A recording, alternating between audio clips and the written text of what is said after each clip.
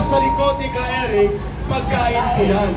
Pero bago tayo tsumipog kung ano man ang nandyan, pumunta na kayo dito sa hanay ng protesta. Tama! Hindi ito birthday party. Ito ay protesta ng taong bayan. Para mababayan si Bongbong Marcos! So, panawagan natin, mga kababayan, ito po ay araw ng paniningil. Ito po ay araw ng pagprotesta. Okay, ito muna. Wait muna. Wait muna, Saira. Saira, wait muna. May MC muna. Saira, wait muna. Kalma. Dito muna mag-traffic. Magpa-traffic muna, okay? Okay, ibibigay ko muna kay Saira Jones. Dito ka na. Okay, Ben, i-organize natin ito. Okay? Hindi pwede lahat tayo nagsasalita dito. Okay, ang microphone i-control natin. Dapat may programa tayo at mayroon tayong taloy, okay? Yes, sir. Okay, Saira, ikaw na muna. Okay, magandang umaga sa lahat. Gusto ko lang pong magpasalamat sa lahat ng mga taong pumunta upang ipakita ang galit. Galit sa namumuno. Walang iba kung hindi si Bongbong Marcos. Panawagan ng taong bayan. This is the time. Tanggalin na sa kanyang kinauupuan at nakaupo Bongbong Marcos ang kanyang pinsan na si Martin Romualdez. Utang na loob, maawa kayo sa taong bayan. Meron pa akong nakita sa social media na mga baka na naalo na kasalukuyang namatay na po. Dahil po sa matinding rumaragas ang baha. Kayo pa ba ay susuporta? Di ba hindi? Mabuhay ang sambayan ng Pilipino na lumalaban ng patas! Hindi nagdadako ng kapwa Pilipino! Mabuhay si Tatay Rane! Mabuhay ang kanyang mga supporter! Maraming salamat po kay Manong Chavez sa kanyang suporta. Nandito ang kanyang pagkain. Kung sino man ang gustong magpalugaw dyan, lumapit na sa kanyang mga bus at andyan na ang kanyang pagmamahal sa bayan para kayo ay hindi magutuman. Mabuhay Manong Chavez! May Allah protect you! Allahu Akbar! Allahu Akbar! Maraming salamat sa mga vloggers na walang humpay na nandyan, rain or shine, mabuhay kayong lahat! Gusto ko lang magpasalamat sa mga mainstream media na nagko-cover ngayong araw na to para ipakita sa buong mundo ang pagkakaisa ng bawat Pilipino. Allahu Akbar! Mabuhay ang Pilipinas! Okay, ikaw naman. Music namin. First time!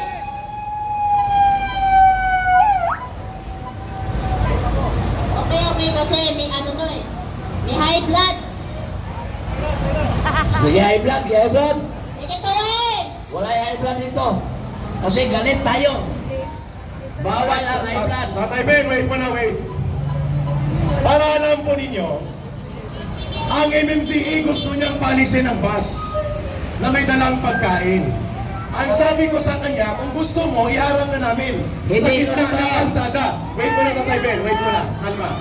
Kung hindi sila magre-respeto, nakapagilid ng bus, at tarantado pa itong opisyal na ito ng MMDA hindi magpakilala, gusto daw niya kumpiskahin ang bus na nagdala ng pagkain. Anong gusto nila? Iharang natin?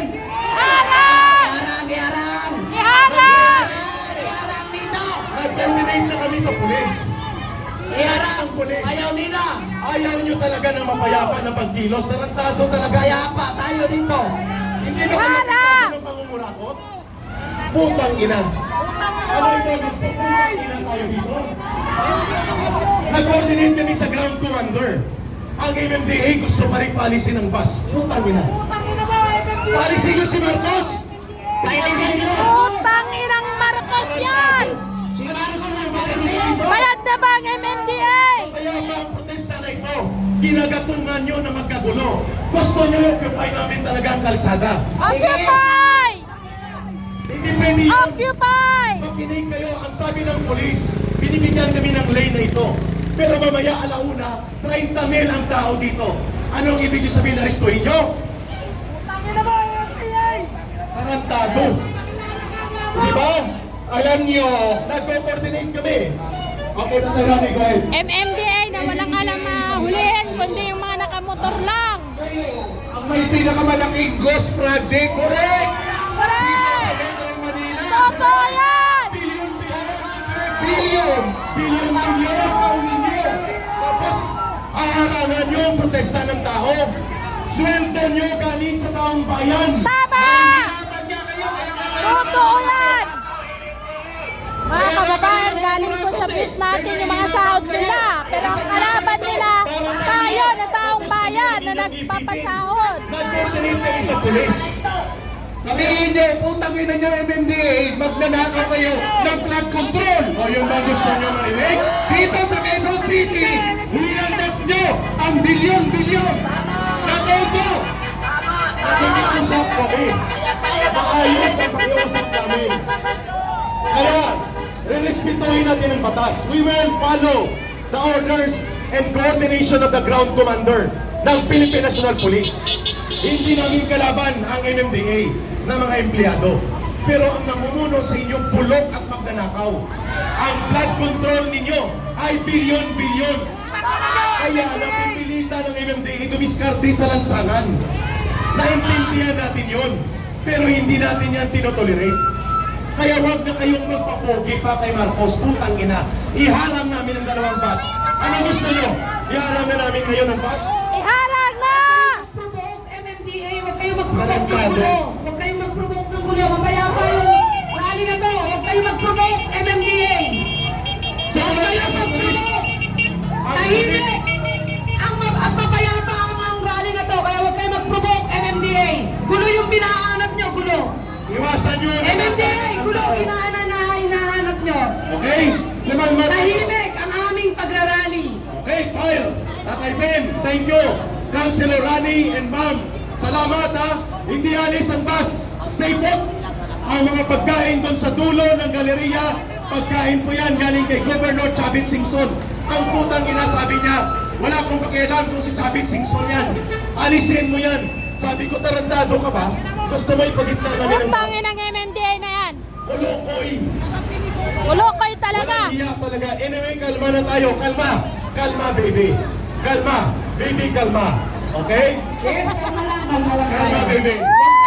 Marcos magnanakaw! Okay, Ben, Bira. Thank you so much. Mga kasama kong mga Pilipino na nakikinig ngayon sa buong Pilipinas, ito na ang panahon, ito na ang paniningil sa 3 taon na nagnakaw ang mga buhaya sa Malacanang, sa Kongreso at sa Executive Department.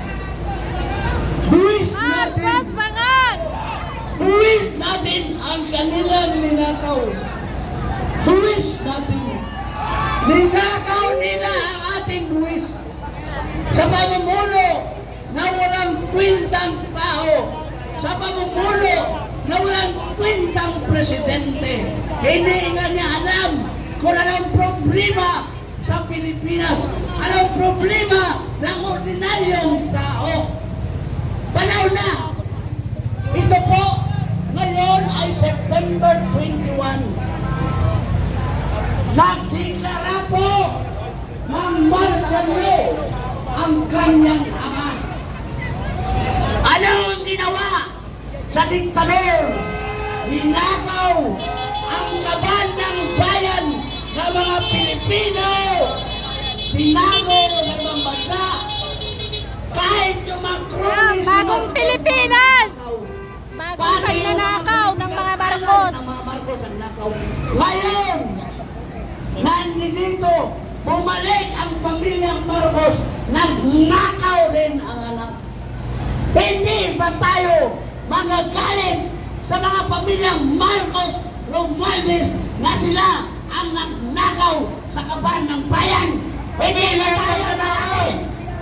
Sigaw! Magalit pa kayo sa mga nakaw na Marcos! Ha? Oo! Magalit tayo!